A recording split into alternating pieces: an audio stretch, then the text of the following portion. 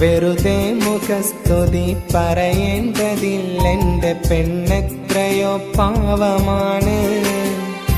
കളിയായി ഞാനൊന്നു വേണ്ടെന്ന് ചൊല്ലിയാൽ ഇരുനാള് കണ്ണീരിലാണ്.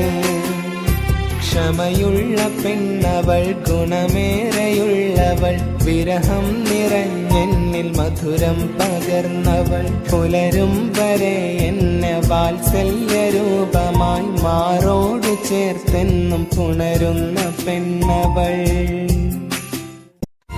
വെറുതെ മുഖസ്തുതി പറയേണ്ടതില്ലെന്റെ പെണ്ണെത്രയോ പാവമാണ്.